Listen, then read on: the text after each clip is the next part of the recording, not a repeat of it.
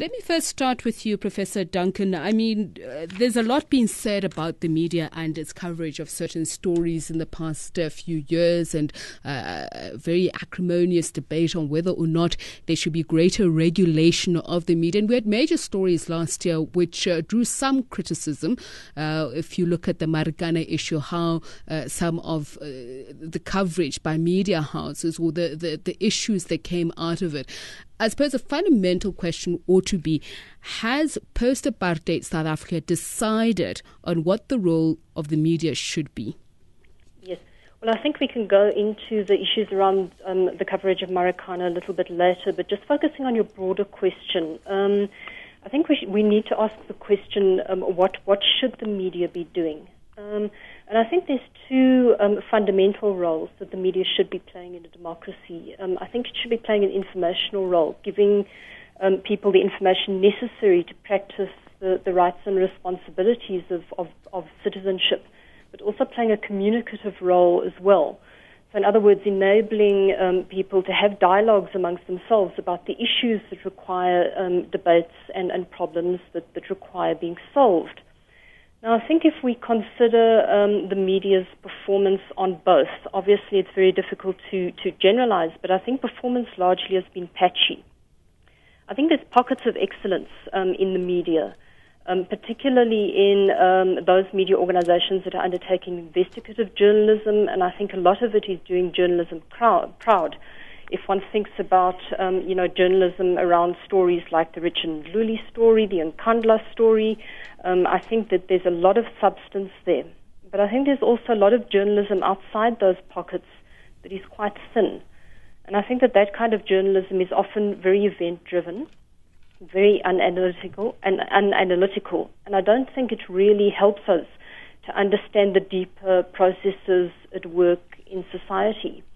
And I think we know that we live in one of the most unequal societies in the world. And I think what has happened is that those social inequalities have reproduced themselves in the media. And I think that what that has led to is often very rich coverage of the doings or the misdoings of the political elites, but often very thin coverage in relation to issues on the ground. And I think we've seen that trend play itself out very clearly in a number of stories covered in 2012. Professor Cooper, what is your opinion? Are you in agreement with Professor Duncan on that the performance has been patchy? Yes, my first statement will be I couldn't agree with her more. It is indeed very patchy, and I think Professor Duncan is right to alert to us that it's difficult to generalize. But you see, I think that what one can say going further than what Professor Duncan has said is that what we have in South Africa is a media that is independence. Its editorial and programming independence is constitutionally guaranteed. And most journalists and media houses are alert to that, so they seek to exercise it. But on the other hand, we also have a commercially driven media system which tends to structurally bias it towards activities, voices, and things that the elites actually do, and therefore inadequately allows the voices, opinions, and issues that affect the large majority of our citizens who have not necessarily been blessed with the full benefits of the post-1994 dispensation. As a result, what you get is a domination of quite a lot of elite voices and a coverage of elite domination. That is why it is possible, for example, that when a Marikana erupts, it looks like a total surprise.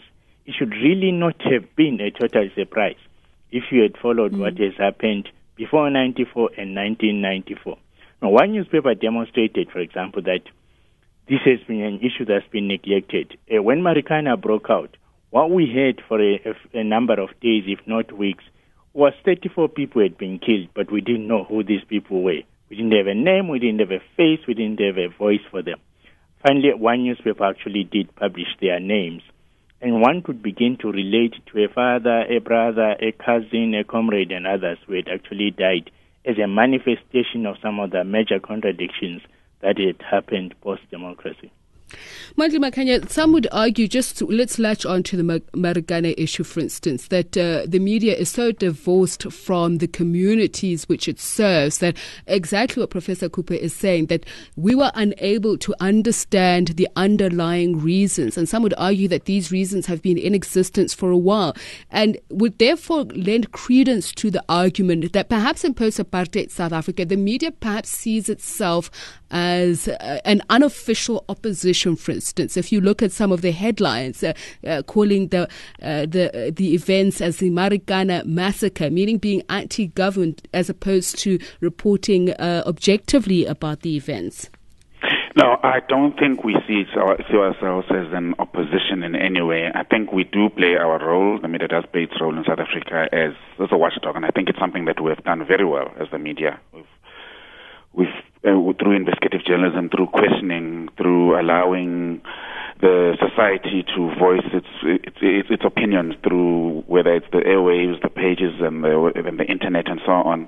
I think it's a role that we've played very well, and I don't think it has been an oppositional role per se. It's just been about shining the light on dark corners of the society. I do think, though, that we will agree with my colleagues that perhaps we have focused too much on the big political story, the big investigative story, the big corruption story.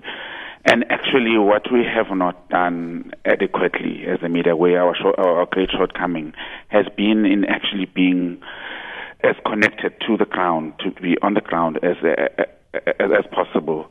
We have not, for instance, been able to preempt the service delivery protests that we have seen in various parts of the country. We arrive after people have started burning tires and protesting against the authorities. We have not been able to see the trend coming, and I think that if we did that a lot more, if we actually covered communities, covered grassroots issues a lot more, I think we'd actually be a lot more unpopular with the authorities than we actually are at the moment, because that's actually a journalism that actually says to the society that this is actually what's happening in the country. And what we'd be able to do is to be the real, what we actually are, like the voice of the voiceless. And I think that's something that in going forward as the media in this country that we should actually focus on, instead of only focusing on the very big story, which we should be in any case. When you say you'd be a lot more unpopular with the state, is there a sense that the state is seeking to clamp down on the media to limit the so-called freedom of expression of the media? And what is that freedom of expression geared towards? Are you playing the role of being the conduit between the state and communities and understanding public policy, for instance? Well, in terms of whether there has been a clampdown or not, look, and I must say that we have in this country one of the freest media in the world, and I think it's something that we should be very proud of, and it's something we should preserve. There have obviously been a lot of threats that have come through in the form of whether it's legislative proposals that have come through in the past few years, which we're all aware of, or in the terms of the media tribunal, but also in terms of just outright hostility from the political quarters. So yes, that is there. There's great hostility, particularly within the governing party towards the media. Sections of the governing party, not everyone in the governing party who's anti-freedom of expression. The media traditionally in any society should serve as a conduit of people's opinions, people's feelings, and should serve as a platform for the society to have a conversation with itself. And also, and very, very importantly, what I mentioned earlier on, as a watchdog. And being a watchdog does not mean that you are necessarily taking an oppositional stance.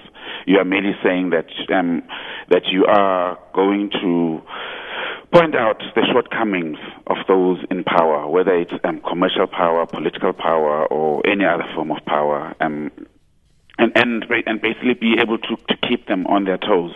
And that is what we have as a media in this country been able to do very, very well.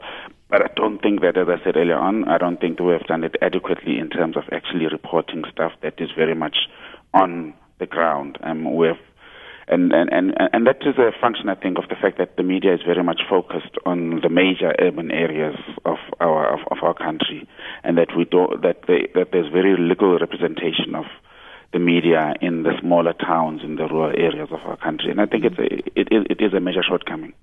Professor Duncan, should it be the media's role to help a government realize its developmental goals? I think that's certainly a role that the media needs to play, to the extent that the developmental goals are necessary for the country to grow and move forward. But that doesn't necessarily mean playing an uncritical role. I think the public is well served by the media playing a role that critiques the extent of government delivery and also the efficacy of government policy and ruling party policy as well. So I think that's a key role that the media needs to play, not being a praise singer, but being a critic, and that's not necessarily a destructive role. And I think that that is a role that certainly could be more developed in the media at the moment. If one had a look at the coverage of the Mangaung conference, for instance, there was a lot of coverage about the leadership contests. But I walked away from the coverage of the Mangaung conference asking myself what the conference was actually about. There was actually very little coverage for me, substantive coverage, about the policy issues that were debated at the ANC conference. And because of that, I think largely the public is left in the dark about what was debated beyond the leadership contests. But even when it comes to the leadership contests, I think we haven't got sufficiently inside the minds of the ANC delegates that went there to attempt to be able to understand fully their choice of leaders, and particularly the president of the party. Having just read a highly critical book about Jacob Zuma by Adriaan Basson, one is left confounded about why we have the president we do. But I think it's those kinds of issues that we need to understand more fully, and it's those kinds of issues I don't think are coming out sufficiently into the public domain. And that is one of the reasons why I conclude that I think a lot of the media coverage is thin. It's not really helping us to understand the deeper processes at work in society sufficiently, including inside the ruling party.